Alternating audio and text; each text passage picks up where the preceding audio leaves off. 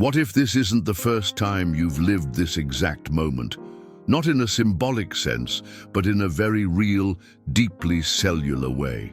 What if the air around you, the breath you just took, and even the thoughts running quietly beneath your awareness are echoes of something your soul has lived before, again and again, inside a loop so perfectly constructed, so familiar, that its repetition has disguised itself as your normal. Time is a loop, and your soul keeps spinning inside it. Not because it's lost or broken, but because it's still searching for the part of the experience that remained incomplete. That recurring sadness you can't explain, that heavy silence you've carried since childhood, that strange sense that no matter how much you grow, you always end up back in the same emotional place. All of it might be more than memory.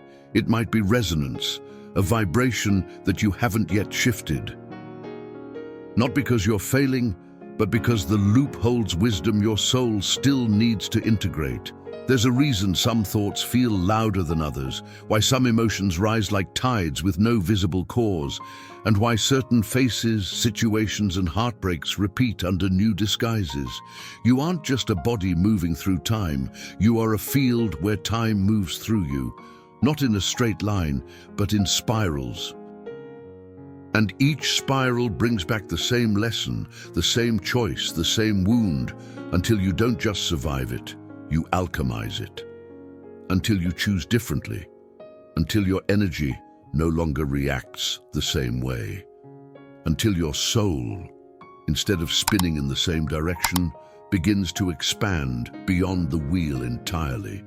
This isn't a story about clocks. This is a story about consciousness. And the moment your awareness finally sees the pattern, not just as suffering, but as structure, something breaks open, something begins to shift. Not because time has changed, but because you have. The invisible trap. Why you keep repeating the same spiritual lessons.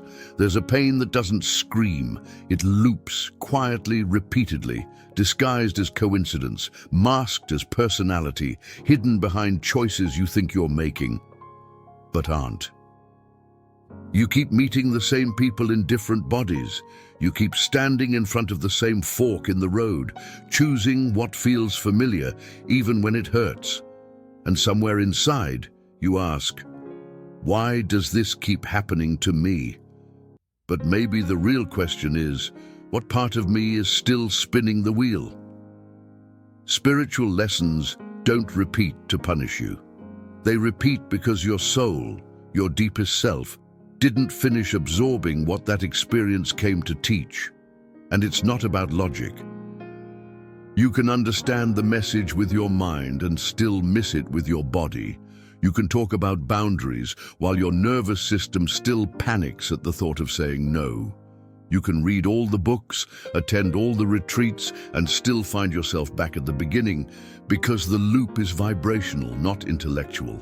Until the frequency shifts, the pattern remains. Most people try to escape it. They distract themselves, change their scenery, shift their relationships, change their hair, their jobs, their zip codes. But if the internal signal stays the same, life will keep echoing back the same reflection. Different outfit, same essence. Because the loop isn't out there, it's in here. It's coded in the way you interpret pain, in the stories you keep telling yourself, in the parts of your past you haven't yet dared to feel all the way through. And here's the trap. The loop feels like you. It blends with your identity so well that you stop seeing it as a cycle and start believing it's who you are. You don't just repeat the lesson, you become the repetition. And when that happens, the soul stops growing. Not because it can't, but because it's lost in the spin. But awareness breaks that spin. Not all at once. Not like a dramatic awakening. More like a soft click inside. A pause in the pattern. A moment when, instead of reacting the same way, you feel the urge to breathe. You feel the whisper that says, wait, I've been here before.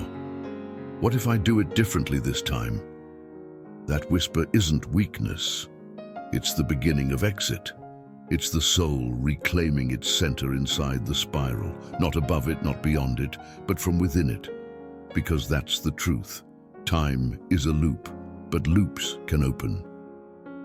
When you stop running, when you start listening, when you stop identifying with the wound and start feeling what it needed all along, the pattern shifts, the loop softens, the soul evolves. The neurological echo, how the brain stores unfinished lessons. Your mind remembers what your soul didn't get to complete, and not just as stories, but as circuits, neural loops, emotional echoes. Each time you experience pain without the space to process it, your nervous system doesn't delete the moment. It stores it, not as a clear memory, but as a silent instruction. A subconscious whisper that says, "Next time this happens, react the same way. It's safer that way."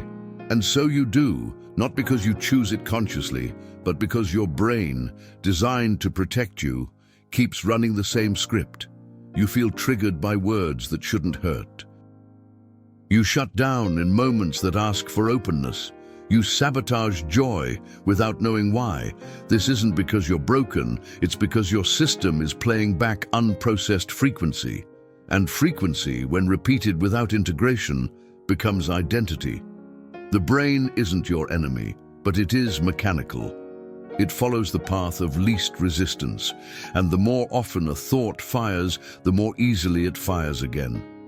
Over time, this builds highways in your brain, fast, automatic, unconscious.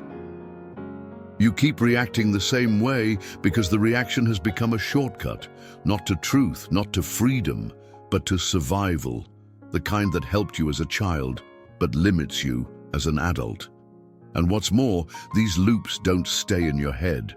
They ripple into your body, into your posture, your tone of voice, the way you walk into a room, the way you avoid connection before it has a chance to hurt. Your past doesn't live in your memories. It lives in your patterns. And the brain, unless redirected, will replay those patterns indefinitely, not because it's cruel, but because it thinks it's keeping you alive. But there's another truth beneath all this. The brain can be rewired, not by willpower, not by pretending to feel better, but by giving your system new experiences, ones that are safe, slow, present, and real. Experiences where you stay with yourself in the discomfort long enough for the loop to weaken. Where you breathe through the familiar panic and choose presence over protection. Because every time you do that, you're not just surviving, you're evolving. You're teaching your brain a new signal. You're telling your nervous system, this is different. I don't need to run. I don't need to shut down. I can stay. And that moment, that pause, that new choice, begins to dissolve the old echo. Your soul remembers, but your brain holds the key to how often it repeats. Beware of the false awakening. Ego loves to pretend it's evolving. There's a moment on every path where you think you've arrived, you've done the work, you've said the affirmations, you've seen the patterns, and for a while it feels lighter.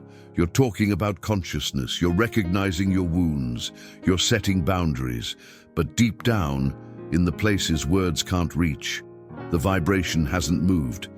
Not really. And that's when the most dangerous illusion begins, the false awakening. The ego doesn't mind your healing journey, as long as it gets to stay in charge of it. It'll dress itself in sacred language. It'll memorize the terminology of trauma. It'll say, I'm processing while secretly performing. It doesn't seek truth, it seeks control. It doesn't want freedom. It wants to feel superior while staying safe. And the worst part is, it's convincing, even to you. You start mistaking spiritual performance for spiritual embodiment. You begin to believe that just because you can explain your pain, you've healed it. That just because you can describe the wound, it's no longer active. But the soul speaks in energy, not intellect. And the body doesn't care how eloquently you articulate your triggers. It cares about how you move through them, or whether you truly move through them at all. The false awakening feels safe because it offers progress without depth.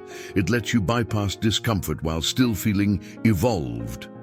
But it's a loop, a prettier one, a more enlightened-looking one, yet still a loop. You see the same lessons, but you dress them up in new vocabulary. You avoid the same emotions, but now you call it high vibration.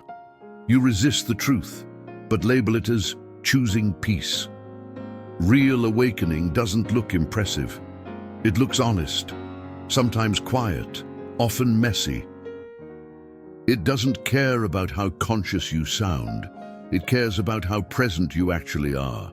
It doesn't rush to post, to teach, to fix others. It pauses, it breathes, it listens, and when it speaks from the root, not from the script. And the only way out of the false awakening is humility. The soft courage to admit, maybe I haven't arrived, maybe I just memorized the path, maybe there's more. That confession isn't regression, it's breakthrough. It breaks the illusion. It softens the ego's grip. It opens space for something real to begin, because evolution doesn't happen when you declare you're awake. It happens when your energy aligns with your truth, even when no one's watching. Why most people fail to break the karmic loop. It's not because they're weak or blind or broken. Most people fail to break the karmic loop for one simple reason. They keep trying to escape the pain instead of integrating the lesson. They want out, not in. They want relief, not resolution. But karma isn't a punishment, it's a mirror, and mirrors don't disappear when you turn away. They follow you until you finally look.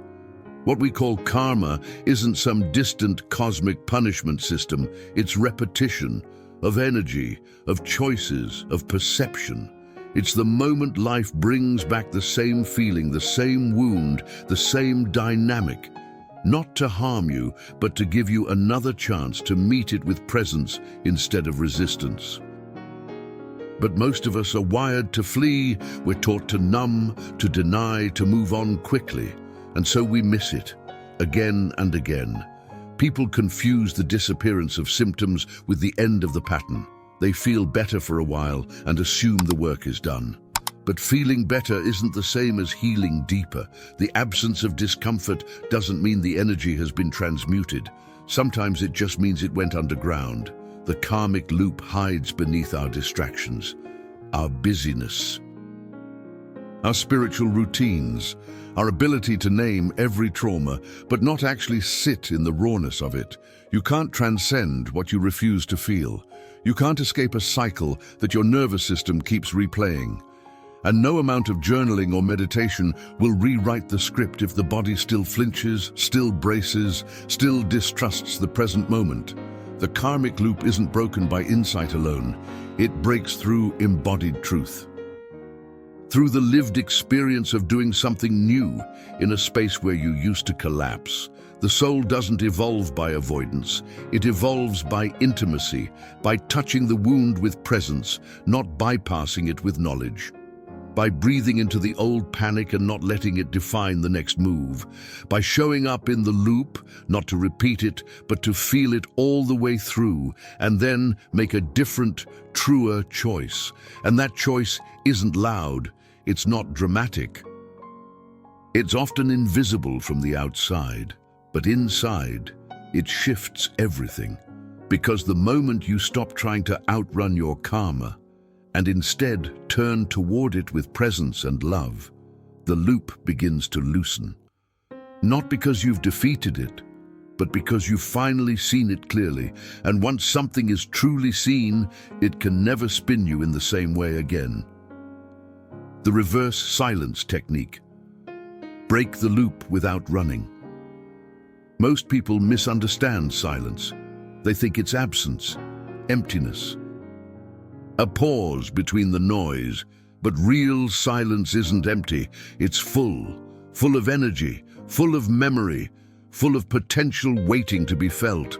And when used consciously, it becomes a portal, not to escape the loop, but to interrupt it from within. The loop thrives on reaction. It needs your urgency, your panic, your need to fix. But silence offers none of that. Silence doesn't play the game. It doesn't argue with the thought. It doesn't try to win the emotion. It just stays. And in that staying, something begins to shift, slowly, subtly, but unmistakably. The reverse silence technique isn't about being quiet. It's about becoming deeply present in a way that reverses the usual flow of energy. Instead of reacting outwards, with words, with escape, with habits, you turn the attention inward. You breathe in stillness. You exhale memory. Not by trying to recall anything specific, but by allowing the body to soften its grip on what it's been holding without awareness. 3 minutes. That's all it takes. 3 minutes of conscious non-doing, not meditating to transcend, not visualizing a future, just being, feeling the seat beneath you, the air touching your skin, the thoughts passing like clouds, the body settling like a lake after the storm. And in those 3 minutes, you'll notice it, the urge to run, to distract, to analyze. That's the loop waking up, trying to pull you back, but you don't have to obey. Stillness is not passivity. It's rebellion. In a world built on noise, your presence becomes a disruption, a glitch in the cycle, a new input into an ancient program. And the more often you choose this silent reversal, the less power the loop has, because the loop relies on automation, and silence is conscious. Over time, this practice rewires your response to chaos. You stop being seduced by urgency. You stop needing to solve everything with thought. You begin to trust stillness, not as avoidance, but as alignment, as access to your deeper field, the one untouched by conditioning, unshaken by repetition. This is how you break the loop, not with force, but with frequency. Not by escaping, but by sitting in the center of the storm and remembering that the storm is not you. You were simply caught inside it. Now, you're waking up inside the silence. What the ancients knew, time doesn't exist, but frequency does. Long before science gave us clocks, calendars, or atomic time, the ancients already sensed a deeper truth. Time wasn't linear. It was alive. It pulsed. It spiraled. It repeated not in a straight path from past to future, but in rhythmic cycles, woven through energy, memory, and vibration. They saw the stars not just as light, but as codes. They read the sky like a map of returning frequencies. Not destinations, but invitations. And now, quantum physics is saying what mystics have whispered for centuries.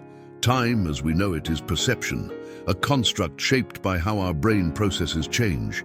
In truth, all moments may exist simultaneously, layered like harmonics in a song, which means the past isn't behind you, it's vibrating through you. The future isn't ahead, it's accessible through frequency. What shifts your reality isn't the hour on the clock. It's the energy you carry in your field. You don't travel through time. You tune into different expressions of it, like switching radio stations, each with its own mood, its own story. Your soul isn't moving through a timeline. It's spiraling through fields of possibility, drawn to the ones that match your resonance. That's why changing your vibration changes your life, because it opens a new loop, a new spiral, a version of reality that was always there, but only now becoming reachable. This is what the ancients knew. That ceremony wasn't superstition. It was frequency alignment, that chanting, dancing, stillness, breathwork. They weren't rituals of escape. They were technologies, tools to retune the soul, to break old loops, to lift the spirit into clearer fields of perception. They didn't just want answers.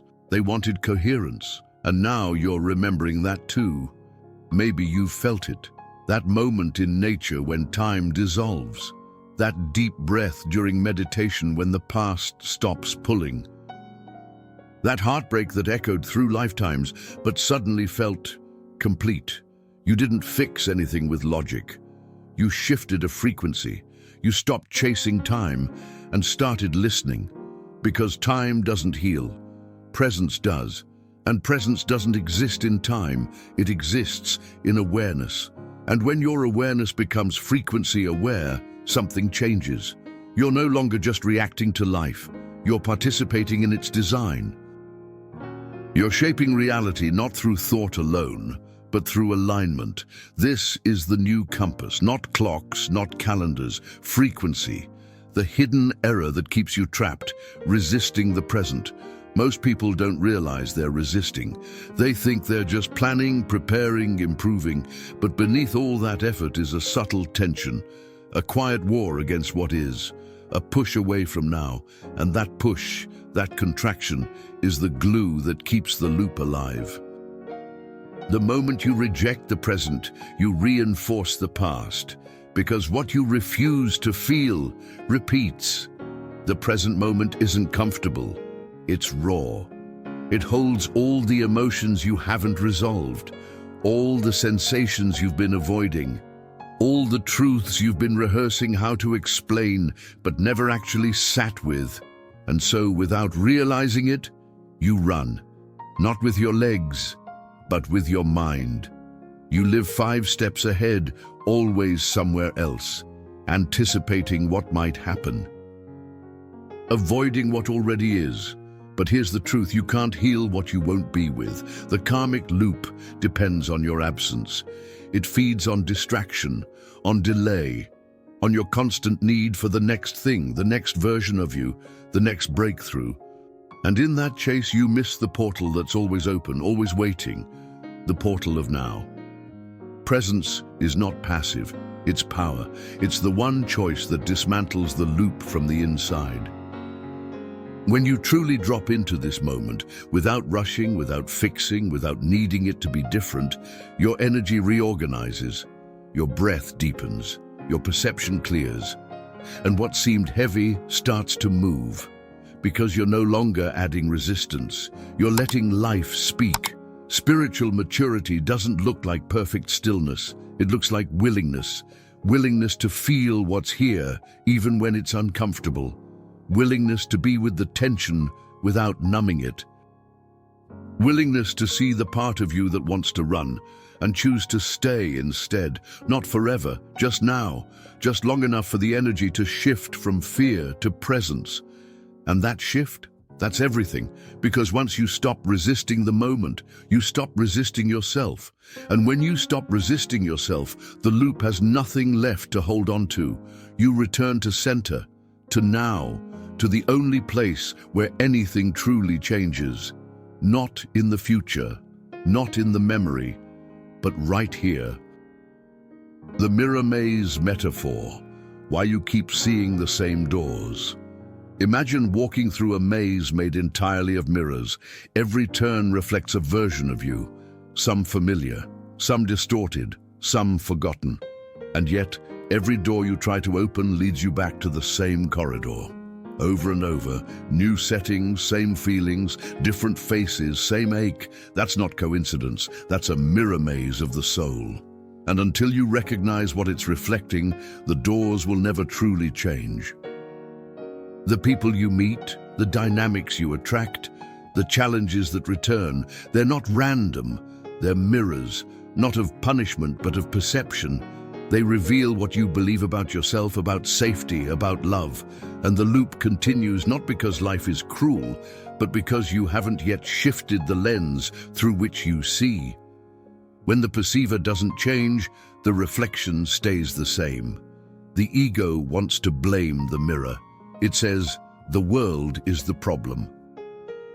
That other people are the issue. That you just have bad luck, but the mirror doesn't lie, it only reveals.